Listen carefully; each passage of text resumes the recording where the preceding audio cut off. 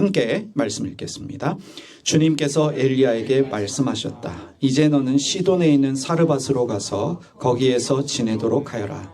내가 그곳에 있는 한 과부에게 명하여서 내게 먹을 것을 주도록 일러주었다. 엘리야는 곧 일어나서 사르밧으로 갔다. 그가 성문 안으로 들어설 때 마침 한 과부가 땔감을 줍고 있었다. 엘리야가 그 여인을 불러서 말하였다. 마실 물을 한 그릇만 좀 떠다 주십시오. 그 여인이 물을 가지러 가려고 하니 엘리야가 다시 여인을 불러서 말하였다. 먹을 것도 조금 가져다 주시면 좋겠습니다. 아멘. 자리에 앉으시겠습니다. 오늘 이해할 수 없는 신비, 그러나 분명히 일하시는 하나님이라는 제목으로 함께 말씀 나누겠습니다. 여러분, 우리는 때때로 하나님의 일하심이 이해되지 않을 때가 있습니다. 하나님 뜻이 이해되지 않을 때가 종종 있습니다. 기도해도 응답되지 않고 순종했음에도 불구하고 일이 제대로 풀리지 않고 오히려 길이 막히고 열심히 하나님을 섬기며 예배했는데 상황은 더 악으로, 최악으로 치닫을 때가 있습니다. 그때 우리는 이렇게 말합니다. 정말 하나님이 일하고 계신가? 여러분들 분명히 이런 의문 가져보신 적이 있을 것입니다. 하나님이 나를 사랑하시는가? 하나님이 내 기도에 응답하시는가? 오늘 본문은 바로 그런 이해되지 않는 하나님의 일하심을 보여주는 말씀입니다. 오늘 우리가 읽었던 본문은 우리에게 이렇게 말하고 있습니다. 하나님은 우리가 모르는 방식으로 우리가 예상하지 못한 사람들을 통해서 우리를 먹이시고 우리를 살리신다. 엘리야 당시의 이스라엘은 비가 3년 동안 오지 않았습니다. 극심한 가뭄 때문에 사람들이 굶주리고 그리고 죽어가던 시절이었습니다. 그런데 하나님은 하나님의 선지자 엘리야를 보내시는데 어디로 보내십니까? 이스라엘 땅이 아니라 시돈 땅 사르밧이라고 하는 이방 지역으로 보내십니다. 그런데 보내시는 그곳이 한 가난한 과부의 집이었습니다. 사르밧은 레바논 남부 해안에 있는 이방신 바알의 땅입니다. 하나님도 모르고 율법도 모르는 사람들이 사는 소위 말하는 이방의 땅입니다. 그 땅에 살고 있었던 가장 약하다라고 말할 수 있는 여인, 가난한 과부에게 하나님은 엘리야를 보내십니다. 그곳에 엘리야가 머물게 됩니다. 엘리야가 그 여인을 만나 이렇게 이야기합니다. 물 좀 주십시오. 물을 좀 떠다 주십시오. 거기서 끝나지 않습니다. 물 떠러 가는 여인에게 엘리야는 말합니다. 떡도 좀 가져다 주십시오. 염치가 없어도 보통 없는 사람이 아닙니다. 물 좀 가져다 주십시오. 가는 김에 떡도 좀 가져다 주십시오. 여인이 뭐라고 말합니까? 저희는 지금 마지막 남은 밀가루와 기름으로 떡을 만들어서 그것을 구워 아들과 마지막으로 식사하고 죽으려던 참입니다. 다시 말하면 이제 더 먹을 것이 없기 때문에 우리는 이것으로 죽으려고 합니다. 어떤 상황인지 여러분 이해가 되시지요? 정말 눈물 나는 현실입니다. 자신도 죽을 지경인데 아들하고 더 이상 먹을 것도 없는데 엘리야는 떡을 구워 먼저 자신에게 주라라고 요구합니다.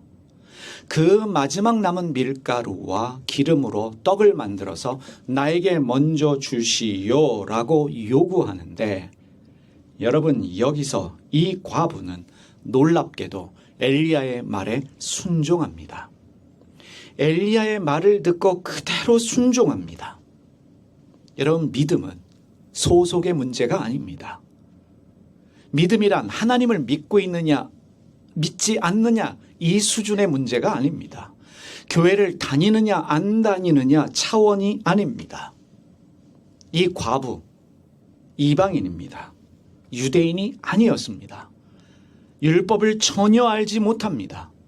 그럼에도 불구하고 하나님의 사람 엘리야의 말을 듣고 그대로 어떻게 합니까? 행동으로 옮겼습니다. 소위 말하는 순종을 했습니다. 결과는 어떻게 됐습니까? 성경은 말합니다. 뒤주에 물가루가 떨어지지 않았고 병에 기름도 마르지 않았습니다. 이것은 신비입니다. 이것은 기적입니다. 어떻게 밀가루가 계속 떨어지지 않고 차 있는지, 병의 기름이 마르지 않는지, 이것은 설명할 수 없는 신비요 기적입니다. 그런데 가장 중요한 것이 있습니다. 일어난 기적보다 더 중요한 것은 하나님께서 누구를 통해 그 신비의 기적을 일으키셨냐 하는 것입니다. 여러분, 엘리야가 아니라 과부에 주목해 보시기를 바랍니다. 하나님은 이스라엘도 아니고 부요한 사람도 아니고 율법을 잘 알고 있는 사람도 아니고, 하나님은 이방 땅에 살고 있었던 가난한 과부 여인을 통해서 일하셨습니다. 그 가난한 이방 과부를 통해서 하나님의 사람 엘리야를 먹여 살리셨고, 그리고 그 이방 과부도 하나님이 살려주셨습니다. 여러분, 당연히 우리는 질문하게 됩니다.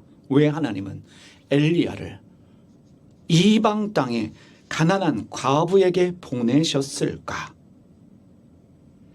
이방 과부인, 소위 우상을 섬기고 있는 사람들이 살고 있는 이방 땅에 살고 있었던 가난한 과부였던 이 여인은 자신에게 이방인인 선지자에게 친절했습니다. 엘리야가 말하는 신은 그 과부에게 이방의 신입니다. 그런데 이방의 신의 말씀을 전하고 있는 그의 말을 듣고 믿었습니다. 왜 그녀는 즉각적으로 선지자가 한 말을 듣고 그것을 믿으며 순종했을까? 신비이지요, 기적이지요. 왜 하나님은 이방인 과부를 통해서 엘리야를 먹여 살리시고, 왜 하나님께서는 엘리야를 통해서 그 가난한 과부를 먹여 살리셨을까? 가장 중요한 질문은 이것입니다. 과연 가난한 과부는 하나님을 믿고 있으면서 기도하는 사람이었을까? 알게 모르게 기도했기 때문에 하나님이 그녀의 기도를 듣고 엘리야를 보내신 것은 아닐까? 그러한 질문도 가능합니다. 이 사건은 처음부터 끝까지 도무지 이해할 수 없는, 설명할 수 없는 하나님의 일하심에 대한 신비의 사건입니다. 교리적으로, 신학적으로 정의가 되지 않습니다. 왜? 어떻게? 라는 질문을 끊임없이 할 수밖에 없는 신비의 사건이요, 기적의 사건이라는 사실입니다. 예수님도 이 사건을 인용하셨습니다. 누가복음 4장 25절 26절을 보면 예수님께서 이렇게 말씀하십니다. 엘리야 시대에 이스라엘에도 과부가 참 많았지만 엘리야는 사르밧의 이방 과부에게만 보내졌다. 그런데 이 예수님의 말을 들은 유대인들이 어떻게 합니까? 예수님을 죽이려고 합니다. 하나님께서 이스라엘의 과부가 아니라 사르밧의 이방 과부에게 엘리야를 보내셨다라는 예수님의 말씀을 듣고 사람들이 예수님을 죽이려고 했던 이유는 무엇입니까? 그들의 신학으로는 이해가 되지 않는 일입니다. 인정할 수 없는 일이기 때문에 그렇습니다. 우리의 하나님이 이방인을 통해 일하신다. 우리를 축복하셔야만 되는 하나님이 이방 과부를 먹여 살리셨다라는 사실을 도무지 받아들일 수 없었기 때문에, 인정할 수 없었기 때문에 그들은 예수님을 죽이려 했던 것입니다. 사람들은요, 내 종교적 신념으로, 내 교리적 신학적 이해로 이해되지 않으면 무조건 거부하려고 합니다. 1단, 2단, 3단이라고 말하며 사이비로 치부합니다. 내가 받아들일 수 없으면 그것을 공격합니다. 심지어 죽이려고 하는 것이 인간의 악입니다. 하나님은 신비입니다. 하나님은 알아도 알 수가 없습니다. 하나님은 정의할 수 없는 존재입니다. 아주 쉽게 하나님이 왜 욥이라는 사람에게 동방의 의인이라고 말하는 욥에게 고난을 허락하셨는지 도무지 이해가 되지 않습니다. 나중에 하나님이 그의 모든 것들을 회복하셨다라고 말씀하고 있지만 어떻게 욥은 다시 부와 명예를 회복하게 되었는지 전혀 그 방법을 알 수가 없습니다. 그 과정을 성경이 설명하지 않기 때문에 그렇습니다. 우리가 욥에 대해서 설교하고 강해도 하지만 아는 것이 전부가 아닙니다. 내가 알고 있는 것이 전부가 아닙니다. 우리가 우주에 대해 말하지만 우주는 지금도 팽창하고 있습니다. 아무리 좋은 만환경을 개발해도 소용이 없습니다. 왜냐하면 인간이 최고의 성능의 만원경을 발견한다 할지라도 팽창하는 우주를 따라잡을 수 없기 때문입니다. 그 말은 인간이 우주에 대해 정의해도 우주는 정의되지 않습니다. 마찬가지로 성경의 하나님, 내가 알고 있는 하나님은 전부가 아니라는 사실입니다. 우주 만물을 창조하신 하나님은 지금도 그 엄청난 능력을 아마도 우리가 알 수 없는 수준에서 일하고 계시는데 내가 정의한다고 정의되는 신이 아니요, 내가 이해한다고 이해되는 신도 아닙니다. 하나님은 알 수 없습니다. 정의도 불가능합니다. 여러분, 세상에서 제일 무서운 사람이 누군 줄 아십니까? 책 한 권 읽은 사람입니다. 그중에 더 무서운 사람은 누구냐면 평생에 읽은 책이 성경책 한 권밖에 없는 사람이에요. 책 한 권 읽고 세상의 모든 것을 다 통달했다 말하는 사람. 어떤 사람은 평생에 성경 한 권 읽고 그것이 내가 알고 있는 모든 지식이다라고 말하는, 그것만이 유일하다고 말하는 사람이 제일 위험한 사람입니다.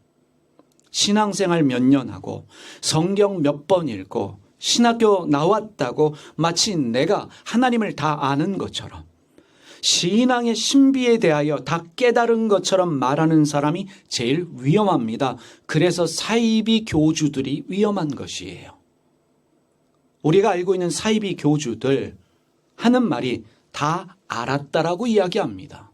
내가 하는 말만이 유일하다라고 말합니다. 그것이 전부가 아닙니다. 여러분, 예수님조차도 하나님 뜻을 알 수 없었기 때문에 이 잔을 피할 수만 있다면 피하게 하여 주십시오 라고 기도하셨어요. 하나님의 뜻을 도무지 알 수 없었기 때문에 절규하셨던 예수님은 십자가 위에서도 하나님을 향해 부르짖었습니다. 왜 나를 버리십니까?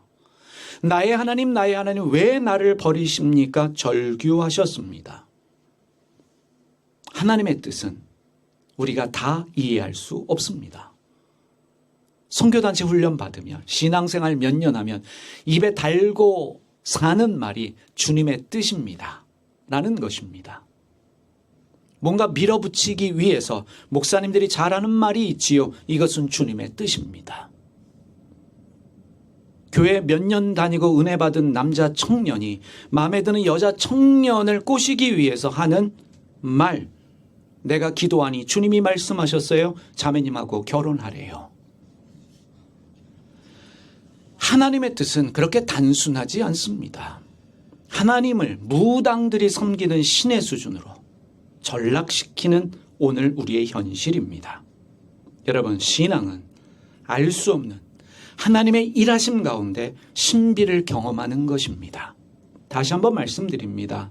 신앙은 알 수 없는 하나님의 일하심 가운데 그 신비를 경험하는 것입니다.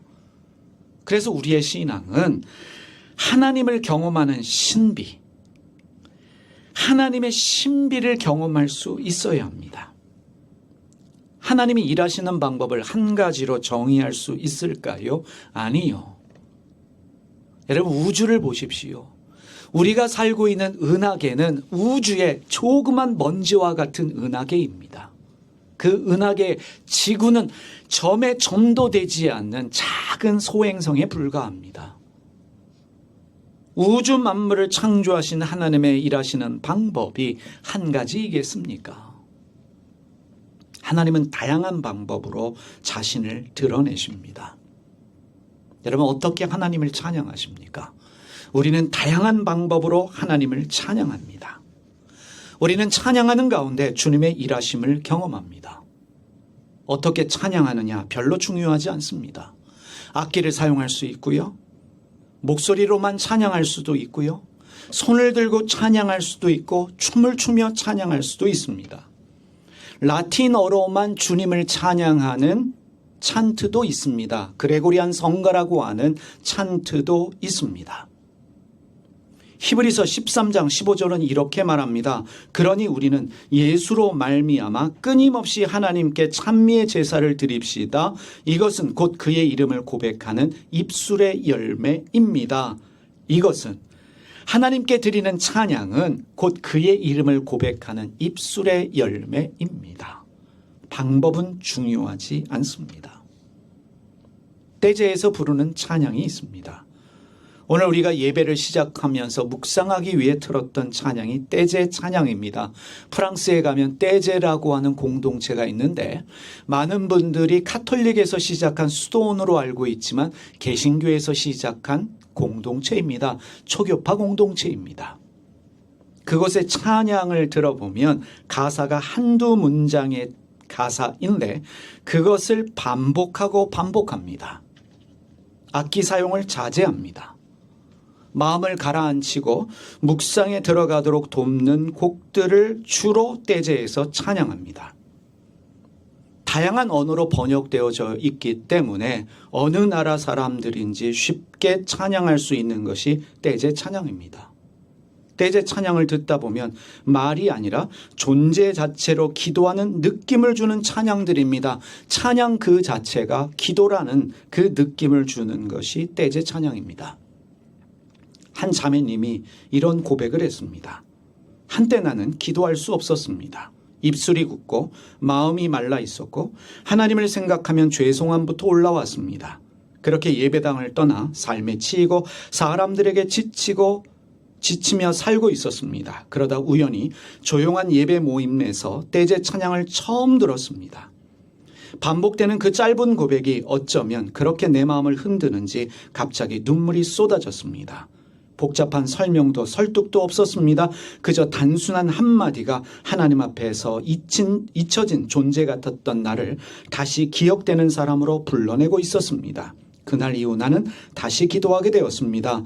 완벽한 문장이 아니라 반복되는 짧은 고백으로 내가 하나님 앞에 있다는 걸 다시 느끼게 되었고 기도하지 못하던 시간이 오히려 가장 깊은 기도를 준비하는 시간이었음을 알게 되었습니다. 떼제 찬양은 내게 기도의 언어를 다시 찾아준 선물이었습니다. 그건 노래가 아니라 숨이었습니다. 나는 다시 살아갈 힘을 얻었습니다. 찬양을 통해 주시는 하나님의 신비입니다. 하나님은 찬양을 통해 일하십니다. 찬양을 통해 우리에게 말씀하십니다. 찬양을 통해 치유하기도 합니다. 어떻게 찬양하느냐? 별로 중요하지 않습니다. 어느 모임에 가느냐? 이것도 중요하지 않습니다. 하나님을 찬양하는 그것이 우리에게 중요합니다. 그런데 우리는 많은 사람들이 모인 곳에서 수많은 악기들과 함께 예배해야만 그것을 찬양으로 생각하는 경우가 있습니다. 우리 입술로 하나님을 말하는 그것이 찬양입니다. 찬양은 설명이 불가능한 신비입니다. 제가 20대 시절에 선교단체에서 사역할 때에 춘천에서 잠시 있었던 적이 있었습니다. 매주 토요일 날 춘천에 있는 정신병원에서 멘탈에 문제가 있는 분들을 모아놓고 예배를 드렸습니다. 그곳에서 예배를 인도하고 설교를 했습니다. 정신적으로 문제 있는 분들에게 말씀을 전한다는 것은 힘든 일입니다. 그 병원의 책임자 되시는 분이 신실한 크리스찬이셨기 때문에 예배뿐만 아니라 예배가 끝나면 예배에 참석하지 못한 분들을 위해서 기도해 주도록 요청하시곤 했습니다. 어느 날 예배에 참석하지 못한 분들을 위해서 기도하는데 한 방에 들어갔습니다. 1인실에 누워있는 한 분을 보게 됐습니다. 그분은 약에 취해 잠에 빠져 계신 분이었습니다. 어떤 분인지를 물었습니다. 그 옛날에 부인이 도망가고 부인을 찾으려고 전국 방방곡곡을 찾아 헤매다가 노숙자가 되었고 노숙하다가 겨울에 다리에 동상이 생겨서 그 동상 때문에 다리 절단을 해야 될지도 모르는 그런 위험에 계신 분이었습니다. 그분을 위해서 기도하도록 저에게 요청을 하셨는데 그때 저는 선교단체에서 이 찬양의 은혜를 받고 있었던 적이었고 하나님은 찬양 중에 임하신다라는 그러한 가르침 속에서 열심히 찬양하던 시절이었습니다. 그래서 춘천을 오갈 때도 늘 찬양하고 있었고 그때는 카세트라고 그러죠. 마이마이에 그 찬양 테이프를 꼽고 귀에 꼽고 찬양하고 길을 지나갈 때도 홀로 예배한다고 찬양한다고 손을 들다가 택시가 쓴 적도 있습니다. 그래서 택시 운전사 분이 화를 내신 적도 있었는데 그분을 위해 기도하도록 요청을 받고 제 안에 이런 감동이 왔습니다. 혹시라도 찬양 중에 주님이 임하신다면 이 남자분도 치유하실지 않을까 그런 기대 속에 저 홀로 그곳에 앉아서 찬양했습니다. 그분을 위해 기도했다기보다는 그 병실 가운데 주님의 함께 계심을 믿고 찬양했습니다. 그때 제가 불렀던 찬양은 오 나의 자비로우신 주여 지금 오셔서 채워주소서 그것을 1시간 내내 반복하고 찬양했고 기도는 단 한마디 했습니다. 혹시라도 주님 임재하셔서 이 형제를 치유하시면 좋겠습니다. 1시간 기도하고 찬양했습니다. 기도는 한마디였습니다. 1시간 동안 한 곡의 찬양을 드렸습니다. 일주일 뒤에 춘천에 다시 갔고 그 의사 선생님이 저를 불렀습니다. 그리고 하시는 말씀이 놀라운 일이 벌어졌습니다. 그래서 어떤 일이 벌어졌습니까? 그분의 정신병이 나았습니까? 라고 물었더니 그 선생님 하시는 말씀이 이 사람의 다리 상태가 어떤지를 검사하기 위해서 내려가서 사진을 다시 찍었는데 일주일 동안 놀라운 차도 변화가 생겨서 다리 절단 안 해도 되는 상태가 되었습니다. 여러분 제가 능력의 종이기 때문에 그렇게 한 것일까요? 아니요. 제 인생에 있어서 찬양을 통해 경험했던 놀라운 신비였습니다. 한 번의 신비의 사건이지만 그 사건을 통해서 깨달은 것 하나님은 찬양 중에 임하신다.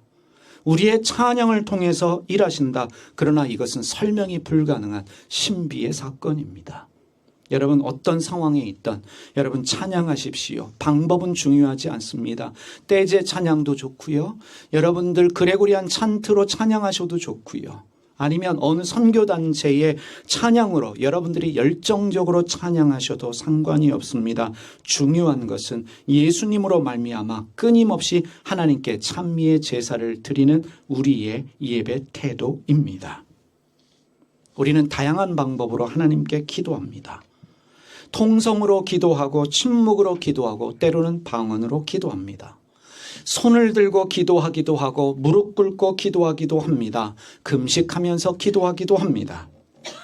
어떤 경우에는 주기도문으로만 기도할 수도 있습니다. 찬양으로만 기도할 수도 있습니다. 장소가 중요할까요? 교회 와서 기도할 수도 있고 집에서 기도할 수도 있습니다. 기도원에 가서 기도할 수도 있고 수도원에 가서 기도할 수도 있습니다. 어디서 어떻게 기도하는 것이 가장 좋을까요? 어떤 장소, 어떤 기도 방법이 좋다라고 말할 수 없습니다. 이렇게 하면 기도 응답받습니다. 말하시는 분들이 있는데 맞지만 틀립니다. 그 방법이 전부가 아닙니다. 여러분 기도는 장소가 아닙니다. 기도는 방법이 아닙니다. 모든 기도는 하나님이 일하시는 도구이며 방법입니다. 기도 자체가 설명할 수 없는 신비입니다. 그것이 중요합니다. 기도 자체는 설명할 수 없는 신비이다. 4세기경부터요. 동방정교회와 수도원 전통에서 오랫동안 실천되어져 온 예수기도라고 하는 짧고 단순한 기도가 있습니다. 여러분 초대교회 예배를 드리고 싶으시면 정교회 가서 예배 드리시면 초대교회 예배를 거의 재현해서 드릴 수 있습니다. 참고로 주일 예배가 3시간이라는 것만 알고 가시기 바랍니다. 현대 사람들에게 맞게 변화되어 오면서 오늘의 예배가 되었는데, 이 정교회는 이름 그대로 오소독스, 정통을 지키려고 하는 데인데 여기에 아름다운 전통들이 많습니다. 정교회는 이콘이라는 걸 만들었어요. 여러분 성당에 가든지 정교회 가면 그림들도 많이 그려놓고 상도 많이 만들었는데, 우상 숭배의 기질 때문에 만든 것이 아니라 당시에 글을 모르는 사람들이 많았기 때문에 그림으로 복음을 설명하기 위해서 그림을 그려놓은 것인데, 무식하면 용감하다고 책 한 권 읽으신 분들이 우상 숭배다라고 비난합니다. 정교회 분들에게, 캐톨릭 분들에게 이 이콘이라고 말하는 그 그림들은 중요합니다. 왜냐하면 그들에게는 그것이 성경이기 때문에 그렇습니다. 이분들은 예수 기도를 만들었습니다. 왜냐하면 쉬지 말고 기도하라 라는 말씀에 순종하기 위해서 쉬지 않고 기도하기에 만든 것이 예수 기도인데, 바디메오가 예수님께 외쳤던 그 고백처럼 이렇게 기도합니다. 주 예수 그리스도시여 하나님의 아들이시여 죄인인 저를 불쌍히 여겨주소서. 이렇게도 말할 수 있습니다.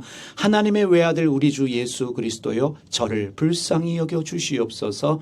이 짤막한 한마디의 예수 기도를 오랫동안 교회는 전통으로 지켰습니다. 길을 가면서, 일하면서, 방에서, 교회에서 쉬지 않고 예수님의 이름을 부르며 하나님의 외아들 우리 주 예수 그리스도시여 죄인인 저를 불쌍히 여겨 주시옵소서. 짤막한 한마디의 기도인데, 이 기도를 통해서 지금까지 수많은 사람들이 삶의 변화와 기적을 경험했습니다. 말할 수 없는 신비의 사건들이 이 기도를 통해 일어났다 사람들이 간증합니다. 교도소 사역을 하시는 신부님이 계시는데, 수감되어지신 분들이 정신적인 안정을 찾지 못하고 불안해하는 것을 보면서 그들에게 예수 기도를 가르쳤고, 예수 기도를 통해서 수감자들의 삶이 변화되었다라는 간증도 있습니다. 이 예수 기도가 최근에 한국교회에 알려지기 시작했는데, 한국교회는 이런 생각합니다. 기도는 길어야 한다. 기도는 소리내서 해야 한다라는 생각 때문인지 이 예수 기도에 대한 관심도 없었고 가르침도 없었습니다.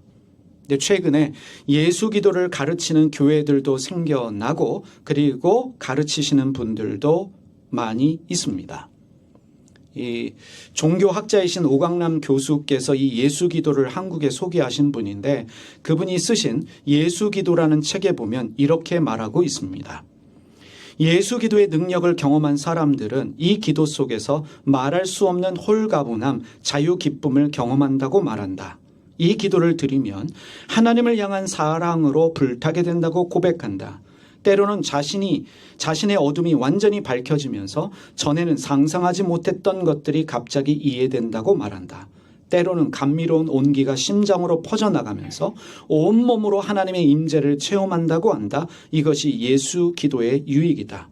어떠한 삶의 상황에 있던지 간에 주님이 주시는 기쁨과 평안, 위로, 이 하나님을 향한 뜨거운 사랑, 주님의 임재를 느끼는 은혜가 예수의 기도를 드리는 사람에게 찾아온다. 예수의 기도를 드리는 동안 우리는 예수님의 이름에 담긴 능력을 경험하고 부활의 주님의 임재를 경험하게 된다. 여러분, 귀신이 예수님 이름만 들어도 도망간다고 하잖아요. 가위 눌릴 때 그런 경험 해보셨어요? 예수님이라는 고백만 해도 가위가 풀리는 경험을 종종 합니다. 저는 그런 경험이 있습니다. 신비입니다. 예수 이름 그 자체가 능력이라는 것이에요. 오늘도 집에서 교회 오는 길에서 이 기도를 드렸습니다. 오늘 이런 설교를 해야 되기 때문인지 몰라도 오늘 오면서 이 기도를 반복했습니다. 하나님의 외아들 우리 주 예수 그리스도요, 저와 저희 가족을 영광장로교회와 교우들을 불쌍히 여겨 주시옵소서. 여러분, 이 한마디의 기도, 이 기도가 능력이 아니라 그 기도를 들으시는 주님께서 능력이기 때문에 기도는 신비의 사건이 된다는 것입니다. 가톨릭 교회, 성공회, 루터교, 종교회에서는 방식은 다르지만 묵주를 이용해서 기도합니다. 여러분, 묵주기도 한다고 다 똑같은 것이 아니라 캐톨릭의 묵주기도와 성공의 묵주기도 방법이 또 다릅니다. 우리 교회에는 성공회 출신도 있고 카톨릭 출신도 있는데 이 교회에서 묵주기도 종종 합니다. 근데 우리 성공회에서 온 자매의 묵주기도는 또 다른 방법이고 카톨릭의 방법은 또 다르더라고요. 그리고 교회는 성인 호칭 기도라는 게 있습니다. 성모 마리아여 우리를 위하여 빌어주소서. 성 요셉이여 성 베드로와 바울이여 성 아우구스티누스여 성 프란치스코와 성녀 클라라여 우리를 위하여 빌어주소서. 이러한 성인 호칭 기도가 잘못된 기도가 아닙니다. 이들이 하나님 앞에 있다고 믿기 때문에 이 성인들에게 우리를 위하여 빌어달라고 간청하는 기도인데 이 기도도 교회가 오랫동안 지킨 기도의 전통입니다. 다시 한번 말씀드리지만 잘못된 것이 전혀 아닙니다. 여기에도 신비가 있습니다. 방언으로 하는 기도는 어떨까요? 방언 기도도 신비입니다. 묵주로 드리는 기도가 성인 호칭 기도가 예수 기도가 신비이듯이 방언으로 드리는 기도도 신비입니다. 오늘날의 방언은요, 사도행전의 방언과 달리 알아들을 수 없는 소위 영적인 언어의 방언입니다. 참 하나님도 신비하시지요.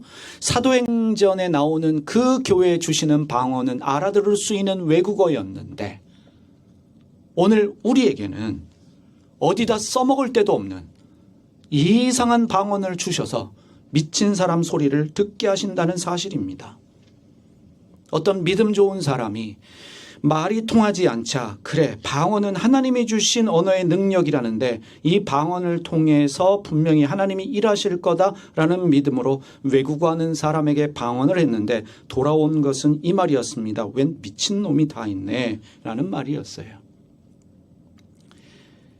알아들을 수 없는 말을 우리에게 주님이 허락하셨습니다. 영적인 언어입니다. 그런데 신약 성경에 살펴보면 이 방언 기도에 집착하던 유일한 교회가 바로 고린도 교회라는 것을 알 수 있습니다. 고린도 교회만 방언에 집착했고 그래서 고린도 전서에 이 방언이 언급되어져 있습니다. 왜 그랬을까요? 여러분 아셔야 될 것은 방언은 기독교에만 있는 현상이 아니라 사실은 고대 종교에 있었던 종교의 특징입니다. 불교에도 힌두교에도 이슬람에도 있는 특징이 바로 방언입니다. 특히 델포이의 아폴로 신탁, 디오니소스 숭배, 프리기아 신비 종교 등에서 이 황홀 상태에서 이상한 말을 하면서 그 이상한 말이 신과 하나 되는 영적인 접신 상태를 나타나는 현상이 방언으로 이해했습니다. 이 델포이의 아폴로 신탁을 예로 들면 여사제가 이제 트랜스 상태에서 알 수 없는 소리의 언어를 말합니다. 소위 눈이 뒤집힌 상태에서 이상한 말이 이제 나와요. 그래서 사람들은 그 여사제에게서 나오는 그 말이 신이 주는 예언이라고 여겼고 그 방언하는 사람 옆에는 통역자, 해석자가 따로 있었습니다. 방언을 하는 여사제 옆에 그 방언 통변해 주는 사람이 있었어요. 이것은 기독교의 전통이 아니라 그리스 종교에도 있었던 모습이었습니다.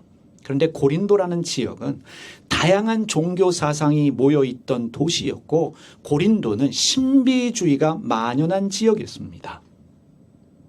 타 종교에서 방언 체험을 했던 고린도 사람들에게 그 방언은 와, 이건 진짜 영적인 체험이다 라는 감각을 줬고 기독교로 개종한 이후에도 교회에 나온 이후에도 그 방언을 자연스럽게 성령 체험으로 연결지었던 것입니다. 여러분 이런 시기예요. 원래 교회는 새벽 기도를 하지 않았습니다.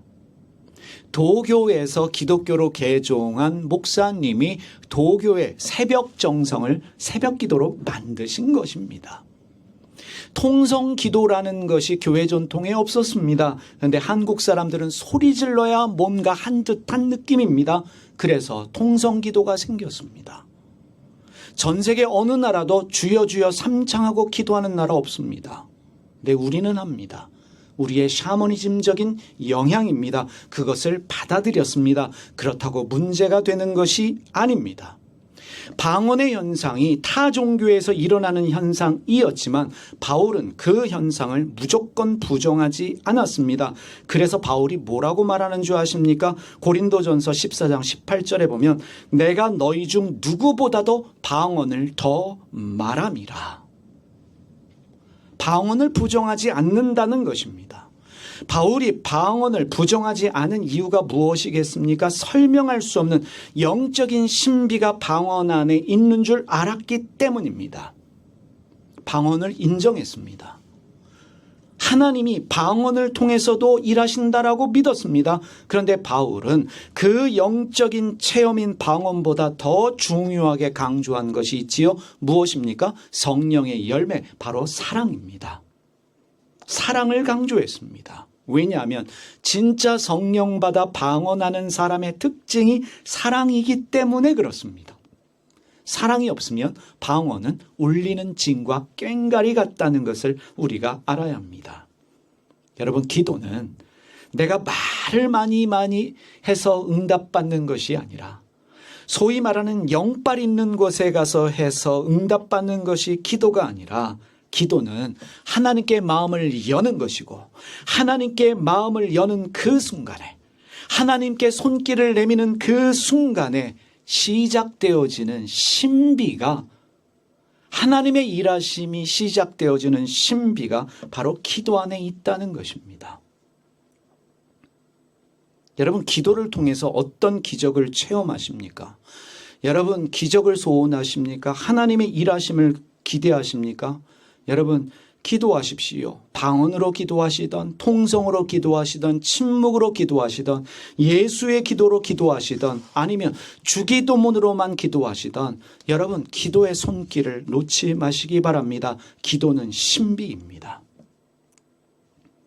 우리는 다양한 방법으로 하나님께 헌금을 합니다. 우리 수입의 10분의 1을 헌금하고 감사 헌금을 하고 선교를 위해 헌금하고 구제를 위해 헌금합니다. 나에게 주신 물질로 누군가를 돕고 섬기기도 합니다. 헌금은 하나님을 존중히 여기는 삶의 표현이고 나누고 베푸는 삶을 실천하는 친절하고 너그럽게 사는 하나님의 생활 방식이 바로 헌금입니다. 헌금하면 복 받습니다 라고 하는 것은 1단계이고요. 그 이상의 높은 신비가 바로 헌금에 있다는 것을 우리가 알아야 합니다.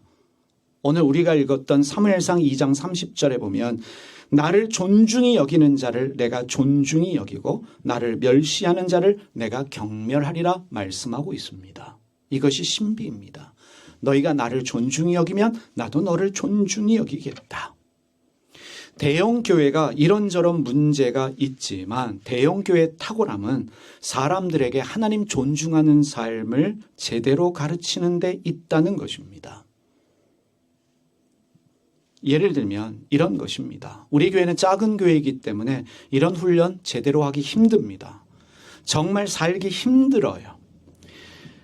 제가 미국의 세이비어 교회의 모델을 가져오고 싶은데 참 힘든 게 뭐냐면 그 교회는 150명의 교인들로만 유지하는데 150명의 교인들을 열심히 훈련시킵니다. 소그룹도 많이 해야 되고요. 그리고 성경 공부도 많이 해야 하고 헌금도 많이 해야 되는데 제가 이런 생각했습니다. 먹고 살기 힘든 사람들에겐 참 감당하기 힘든 훈련이다. 직장에서도 힘든데 한국적인 상황에서는 더 힘들겠다라고 해서 그 정신만 배우려고 합니다. 그럼에도 불구하고 대형 교회, 소위 말하는 시스템이 잘 갖춰진 교회에 가면 기도 훈련 제대로 받을 수 있습니다. 섬김 훈련을 합니다. 예를 들면 장로 되기 위해서 헌금 훈련뿐만 아니라 어느 교회는 화장실 청소를 장로들에게 시킨다라고 합니다. 어떻게 성도들을 섬기고 교회를 섬겨야 될지를 훈련받고 특별히 헌금 훈련도 잘 시킵니다. 어떤 분들 보니까 헌금하실 때 꼭 교회 나오지 않는 자녀의 이름으로 헌금하시는 분들이 있습니다. 제가 알고 있는 이미 세상을 떠나신 권사님이 계시는데 이분은 교회에 헌금할 때 절대 자기 이름으로 하지 않고 물론 하시는 경우도 있지만 자기의 손자 손녀들의 이름으로 교회에 헌금을 하십니다. 그런데 그 자녀들의 삶을 보니 물질 때문에 어려움을 당하지 않습니다.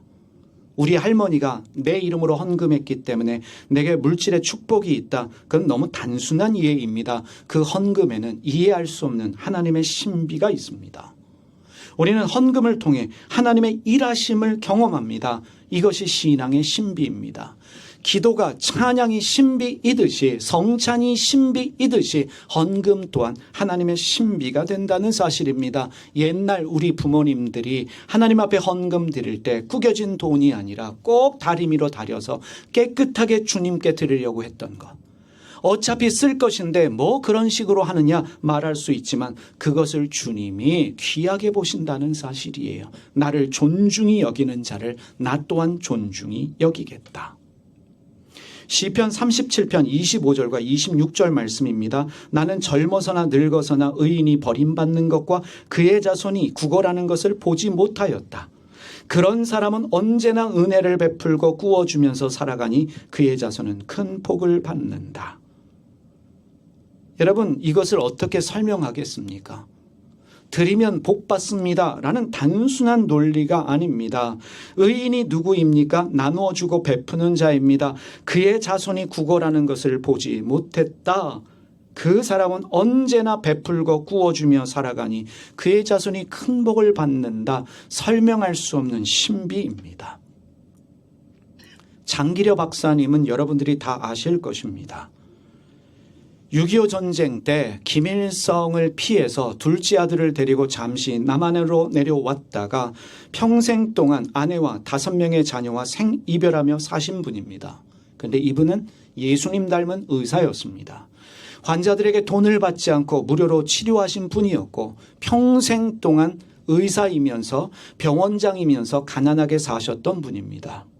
예전에 고신대학교 병원에 강의할 일이 있어 갔다가 이분이 사셨던 곳에 방문할 기회가 있었습니다. 여기가 장기려 박사님이 사셨던 곳입니다. 저를 데려간 곳은 병원 꼭대기에 옥탑방이었고 거기서 병원장께서 거하시면서 받았던 월급으로 이웃을 섬기며 가난한 자들에게 나누고 베푸며 장로로서 교회를 섬겼습니다. 그리고 이분은 북에 있는 자녀를 위해서 끊임없이 기도했습니다. 왜냐하면 김일성을 피해 도망온 반동분자의 자녀들이 어떻게 되겠습니까? 뻔한 사실 아니겠습니까? 공부도 제대로 하지 못하고 분명히 어려운 일을 당할 것이다. 그럼에도 불구하고 북에 있는 자녀들을 위해 기도하며 그들을 기억하며 나누고 베풀었습니다. 놀랍게도 그 자녀 모두 의사가 되고 교수가 되었습니다. 북한에서요. 남한으로 데려왔던 둘째 아드님께서는 서울의대 교수가 되셨는데 나중에 이산가족 상봉할 때 그 형제들을 만나게 되었는데 장기려 박사님 손자가 17명인데 북에 있는 손자 17명 중에 무려 11명이 의사가 되었다는 사실입니다. 여러분 어떻게 설명할 수 있겠습니까? 남한에 내려와서 그 자녀들을 위해서 끊임없이 기도하며 그 자녀들을 기억하며 나누고 베풀었는데 나의 나눔과 베품이 분명 나의 자녀들에게 복이 될 것이라는 것을 믿고 실천했는데 북에 있는 자녀들조차도 하나님이 강권적으로 일하시다는 것입니다. 이것을 어떻게 설명하겠습니까? 종교적으로 설명할 수 없는 신비입니다. 그래서 여러분 교회가 어렵기 때문에 헌금하는 것이 아닙니다. 우리는 헌금 이야기를 거의 하지 않지만 우리는 주님께 드리는 것입니다. 주님께서 받으시고 주님께서 일하시는 도구가 헌금이라는 것을 기억해야 합니다. 잠언 22장 9절은 이렇게 말합니다. 선한 눈을 가진 자는 복을 받으리니 이는 양식을 가난한 자에게 줌이니라. 왜 선한 눈일까? 은유가 아닙니다. 동양 철학에서도 그렇지만 고대 이스라엘 사고에서도 눈은 사람의 진심이 드러나는 신체의 기관으로 이해를 했습니다. 그래서 고대 이스라엘 사람들, 동양 사람들은 이렇게 말합니다. 그 사람을 알고 싶으면 그 사람의 눈을 보십시오. 눈이 착한 사람이 있고 눈이 악한 사람이 있다라고 이야기를 합니다. 예전에 제가 외국에 있을 때 기도하시는 어떤 분이 저를 위해 기도하면서 그 외국분이 저에게 이렇게 말씀하셨습니다. 눈이 착하게 생겼습니다. 그랬더니 어떤 분이 너 눈 작아서 그런 얘기를 하는 거다. 그 말이 말씀 준비하면서 다시 기억나면서 여러분, 눈이 착하다는 게 무엇입니까? 신비예요. 나누고 베풀면, 자비를 베풀면, 사람이 악이 제거되어지면 제일 먼저 변하는 것이 눈입니다. 눈이 변합니다. 착한 눈의 핵심이 무엇입니까? 나눔과 베품입니다. 그래서 예수님이 이렇게 말씀하셨습니다. 누가복음 6장 38절입니다. 남에게 주어라. 그리하면 하나님께서도 너희에게 주실 것이되 되를 누르고 흔들어서 넘치도록 후하게 되어서 너희 품에 안겨주실 것이다. 너희가 되질하여 주는 그 되로 너희에게 도로 되어서 주실 것이다. 여러분, 할 수만 있다면 여러분 자녀들을 위해서 작은 것이라도 섬기십시오. 여러분의 이름이 아니라 여러분 자녀의 이름으로 섬기고 나누십시오. 그것이 여러분 자녀에게 복이 될 것입니다. 이것이 신앙의 신비입니다. 우리는 모두 다른 방식으로 하나님을 예배합니다. 오늘 주일날도 성공회는 성공회 방식대로, 가톨릭은 가톨릭 방식대로, 순복음은 순복음 방식대로, 또 우리는 우리의 방식대로 주님을 예배합니다. 찬양하는 방법도, 기도도, 헌금도 형식이 다 다를 수 있습니다. 여러분 알고 계셔요? 신천지가 가톨릭도 포섭을 합니다. 그래서 부산에 있는 신부님 몇 분도 신천지로 넘어갔어요. 가톨릭 청년들도 신천지로 넘어갔습니다. 그런데 신천지가 개신교도 포섭하고 가톨릭도 포섭했는데 가톨릭은 더 이상 힘쓰지 마라 라고 하면서 가톨릭에서 오는 건 별로 안 좋아한다고 그래요. 이유는 간단합니다. 헌금하는데 늘 1,000원만 한다는 거예요. 가톨릭 교우들은 1,000원 헌금에 익숙해져 있습니다. 그렇다고 헌금 안 하는 게 아니지요. 그런데 주일 때 헌금할 때는 가톨릭 교우들은 늘 1,000원이라고 이야기를 합니다. 그래서 신천지가 별로 안 좋아한대요. 여러분, 그 1,000원이라고 주님이 안 받으시겠습니까? 왜 가톨릭 교회가 그렇게 존중받으면서 교우들이 늘어나고 교회가 건강하게 세워질까? 그 안에 신비가 있습니다.